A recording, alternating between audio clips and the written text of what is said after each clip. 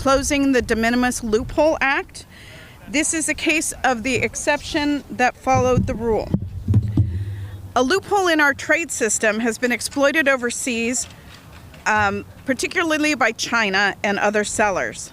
Section 321 of the Tariff Act of 1930 is the de minimis provision that we're talking about today. It allows the expedited entry of packages that are valued at $800 or less into the U.S. without customs duties or significant inspection. This provision was originally designed to save money by avoiding the costs associated with inspecting low-value packages. However, over the years, it has evolved into a massive problem. What was once a small number of parcels has turned into a tsunami of goods flooding our shores. These goods are often unregulated, unsafe, and sometimes even illegal. They bypass import duties, sales taxes, and regulations. Meanwhile, American businesses follow the rules, they pay taxes, and they support U.S. jobs. This has put U.S. manufacturers and retailers at a very severe disadvantage. Over the past few decades, online marketplaces have exploded, providing overseas sellers with direct access to our economy. Yet these sellers don't pay import duties, they don't pay sales or excise taxes, they don't support U.S. jobs, and they don't pay rent to storefronts. Instead, they siphon off sales, jobs, and revenue while filling our markets with low-quality consumer goods that add nothing to our economy. Meanwhile, U.S.-based businesses are paying tariffs on imports, collecting sales taxes, complying with strict state and federal regulations, and supporting American jobs. This imbalance has led to greater inequality and economic instability. It also opens the door to duty evasion, gamesmanship, and lawlessness, which you'll hear a little bit more about today.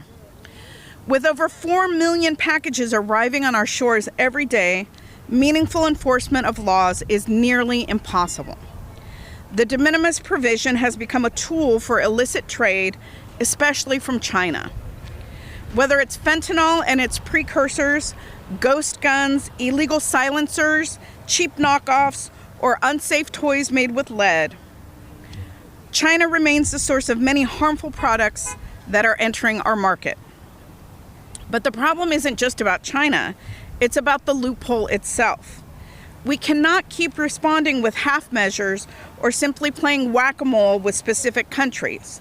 The root cause is the loophole in the system. Other countries are already taking action to address this problem. The European Union, for example, is reforming its system, and countries like Brazil, Vietnam, and South Africa are following suit. The de minimis loophole has put our own retailers and manufacturers at a huge competitive disadvantage. So it's time for Congress to put an end to this. The de minimis provision was never meant to be what it is today. It was created to save time and money when assessing low-value imports. But now the cost to us is enormous.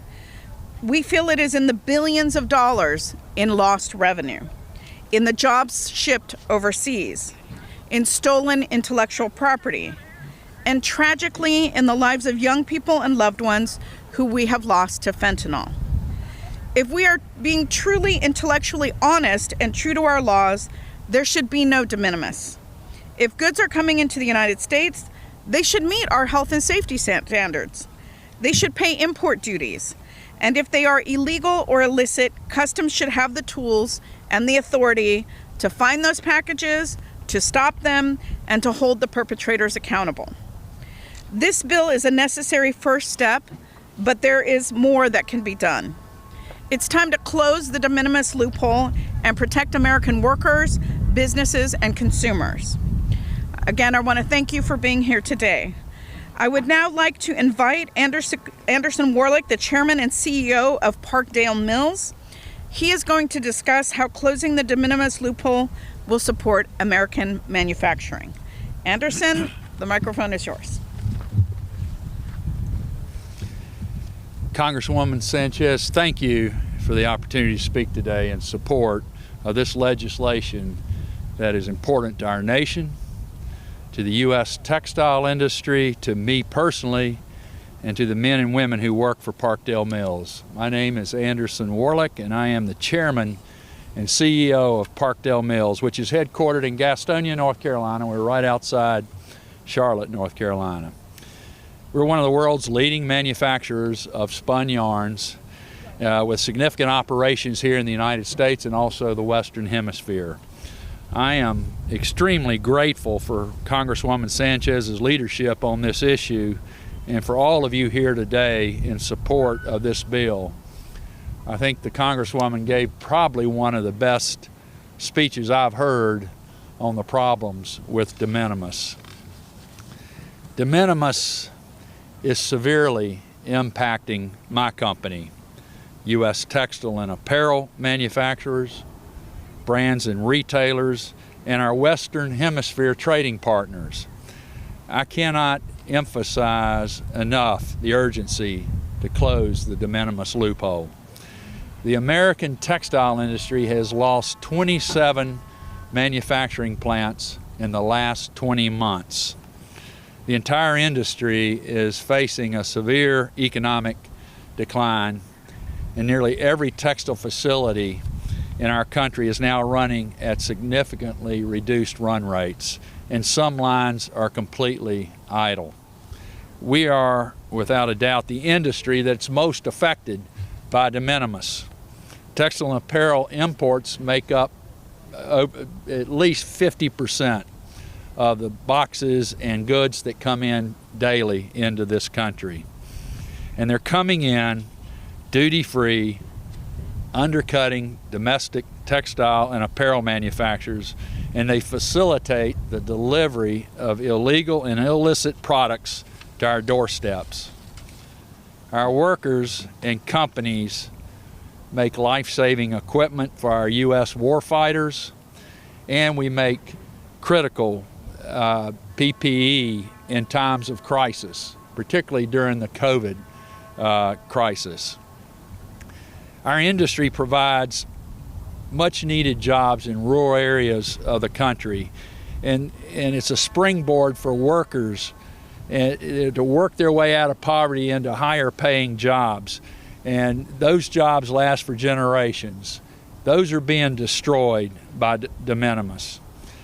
De minimis undermines our attempts to onshore or even reshore production back into this hemisphere to help these supply chains grow.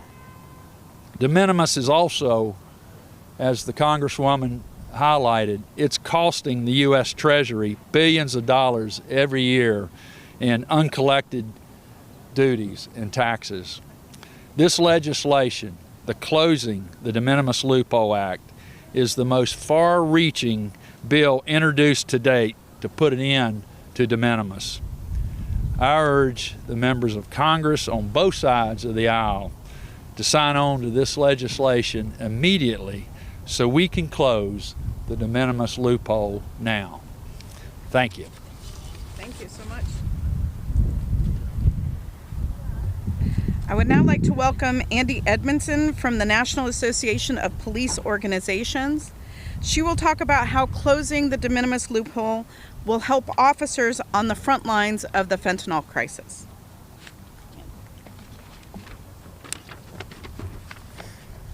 Thank you, Congresswoman Sanchez, for leading the effort to close the de minimis loophole and for introducing this important legislation.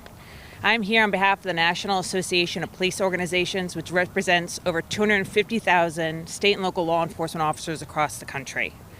We view closing this trade loophole as a vital part of any national strategy to stop the spread of fentanyl, which is devastating our communities. Fentanyl is now the drug most associated with overdose deaths. This deadly poison is being mixed with other illicit drugs, hidden in counterfeit drugs, and being peddled at alarmingly high rates to our nation's youth. 5 out of 10 counterfeit drugs being seized by law enforcement in 2024 were laced with a deadly dose of fentanyl. The amount of fentanyl the DEA seized in 2024, nearly 8,000 pounds, represents over 367 million deaths. As law enforcement officers, our members are on the front lines and they see firsthand the destruction fentanyl brings to our communities. Our officers work hard to keep it and other dangerous drugs off our streets and out of our neighborhoods, but they are fighting a losing fight if Chinese drug smugglers can continue to circumvent our trade laws and ship hundreds of thousands of packages of fentanyl directly into our country. The de minimis loophole is severely exacerbating the opioid crisis and contributing to deaths in our country by allowing fentanyl, other illicit opioids, and related contraband into our country duty-free and largely uninspected. Drug traffickers are increasingly using the de minimis loophole to traffic illicit narcotics. In January 2023, federal agents raided the home of a Tucson, Arizona man who had delivered over 15,000 pounds of fentanyl precursor chemicals to a Mexican cartel over a 2-year period. That is enough fentanyl-related substances to produce 5.3 billion pills, enough to kill every person in the United States several times over. The chemicals had traveled through the international mail system as de minimis packages from China to Los Angeles, then shipped to Tucson and driven the last miles to Mexico. In July 2024, DEA and Homeland Security investigations indicted a Chinese national and his associates for shipping over 4,400 pounds of fentanyl precursor chemicals from China into the United States in approximately 100 separate shipments. Again, these traffickers were able to avoid law enforcement interdiction by shipping them as de minimis packages and by intermixing the boxes containing these precursor chemicals with other de minimis items. Once the packages were in the United States, they were then shipped to Mexico to then be manufactured into fentanyl. While these traffickers were brought to justice by joint law enforcement operations, many, many more escaped justice due to the de minimis loophole. NAPO strongly believes that closing this trade loophole will help stop the flow of illicit narcotics coming across our borders and will safeguard the lives of our children, our family, and our friends. So we are calling on Congress to act quickly and to pass the closing the de minimis loophole today. Thank you. Great job. Thank you so much.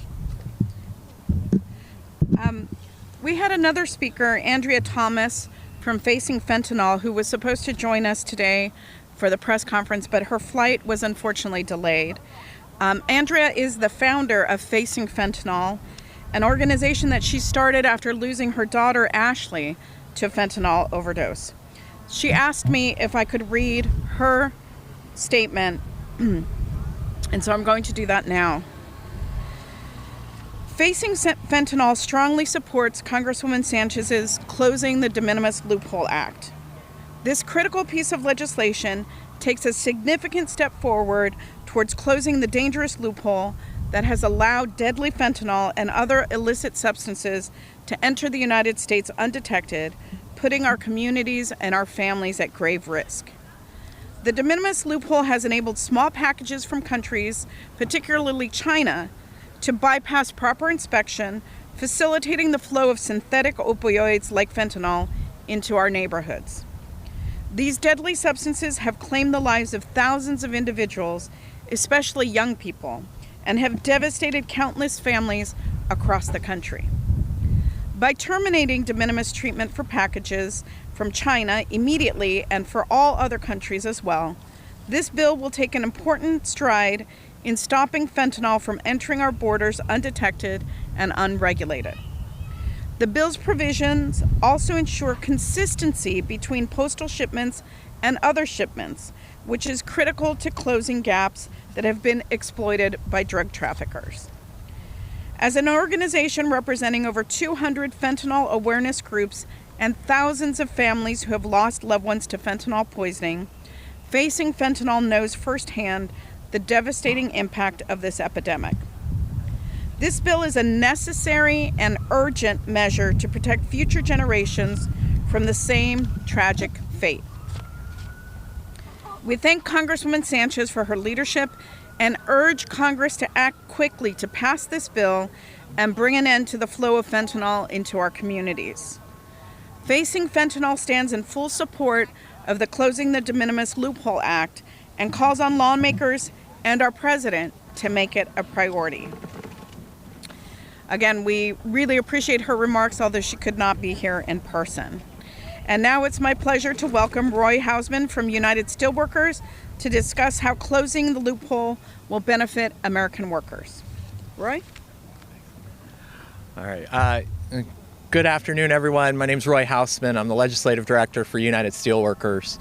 And we represent about 850,000 members and retirees in a number of industries, ranging as large as our major steel companies to smaller companies like American Roots, which makes clothing products and other items up in Maine.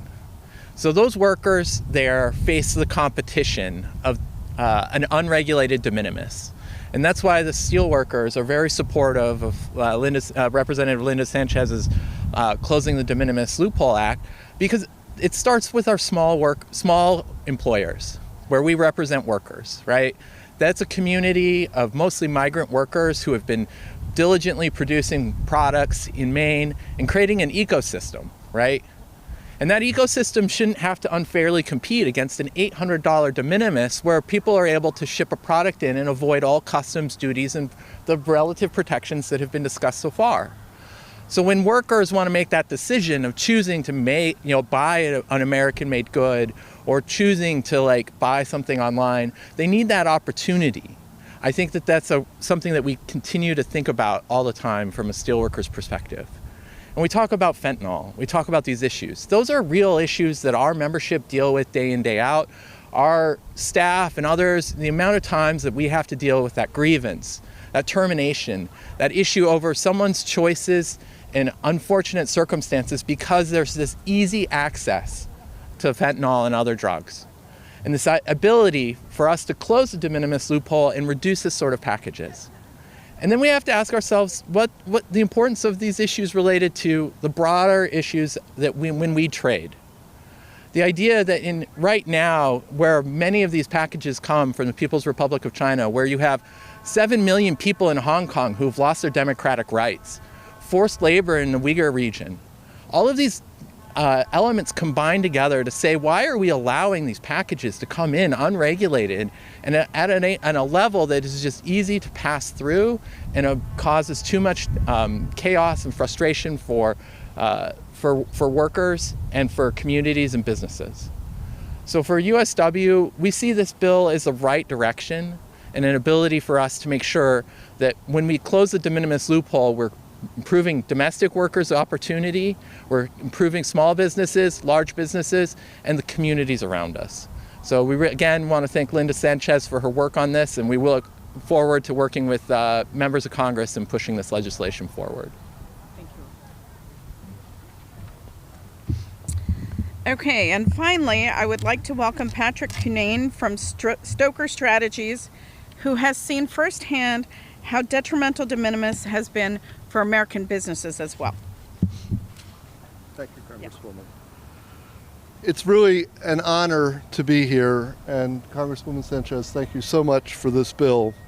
Like so many others here, I've been fighting for many years to end this crazy loophole. In 2018, I testified before the USTR, and I said that the current de minimis $800 threshold was hurting businesses like mine, causing death by 1,000 cuts. Some of the examples in our industry of the damage that de minimis does is bicycle helmets for children are sold that don't pass the tests, and there's no recourse, no ability to have a recall on those products. Another product problem that you're aware of is battery fires, lithium-ion batteries that are part of bicycles that are sold into the country, or replacement batteries come in through de minimis, catch fires, and kill people. Today, because of the thousands of people's of effort and Congresswoman Sanchez's bill, we have the chance to close de minimis once and for all. Thank you. Okay, that concludes the speaking portion of our press conference. We are available to answer questions if there are questions. We have short question and answer period. Yes, and then yes.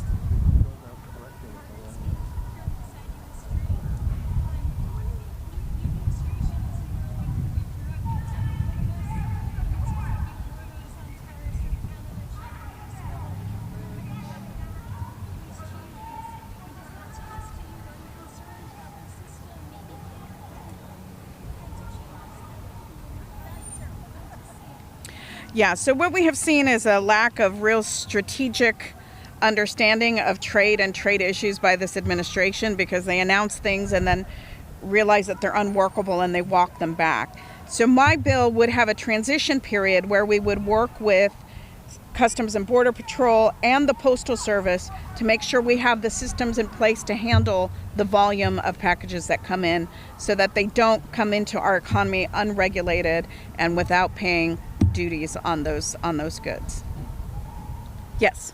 My question is for the CEO for Dale Mills and also for Roy on the Step up. haphazard policies and the need to walk them back. I wonder if you export yarn or fabric to Mexico, and I wonder what you're hearing for your workers in terms of the tariffs between Canada and Mexico. Are like workers going to be idle because of what this is the integrated model? Go first. Okay. Rock, paper, scissors. Yeah. No, good question. I mean, look, for us, focusing on the de minimis, we see this as the right policy to better improving the ecosystem for workers. And then the union has taken a very firm position that we see the tariffs on Canada as unnecessary. As you've highlighted in the question, this integration between the back and forth of auto parts and auto factories. For the union, we've had over a 50-year relationship of binational unionism. A number of other unions have also have this binational relationship, the unique security relationship between Canada and the United States. And so ultimately for us, we see this as not the right direction. President McCall has said so. I think for us, we do have longer-term strategic issues with Mexico, but that is something we believe should be addressed in USMCA renegotiations.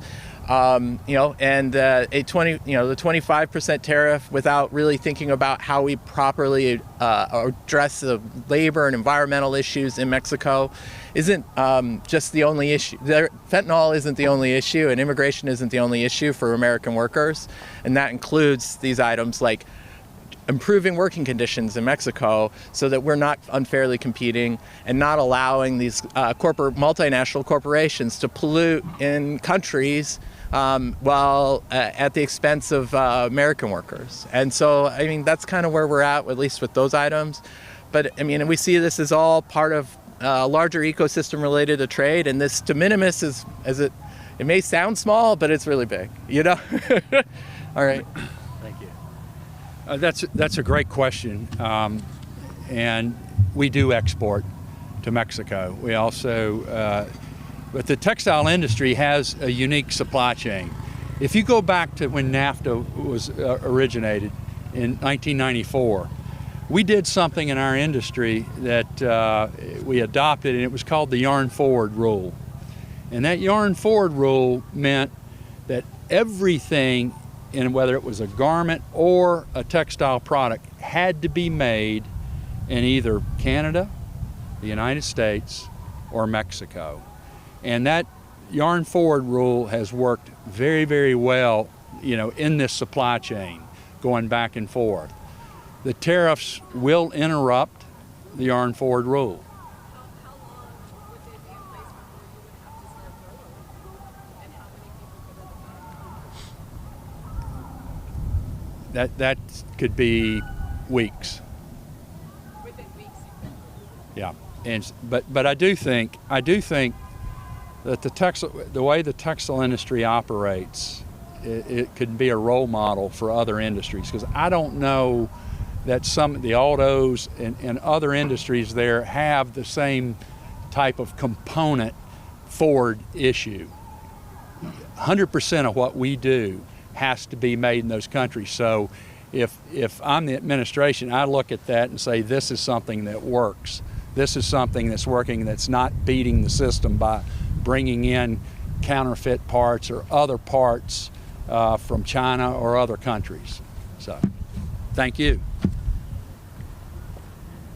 Probably last question. Yes.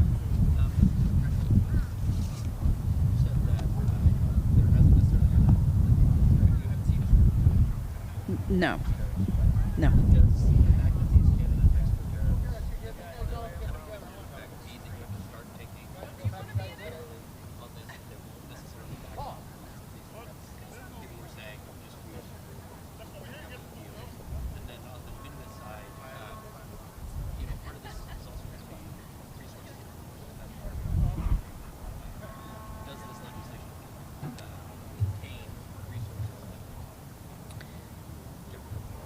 Yeah, so let me try to take your first question first. Can you repeat that? Taking the... Yeah, well, yeah, I mean, it just depends on if he's having a good day or a bad day, because there doesn't seem to be any rhyme or reason to what he announces and then pulls back. There's just, again, not a cohesive strategy. And, you know, people look at him and think that, you know, his style is just aggressive and that's just him. But, I mean, you're looking at retaliatory tariffs on the part of Canada and Mexico that we may be looking at soon, and China certainly. The president has been talking about tariffs for the European Union. I mean, you can't get into a trade war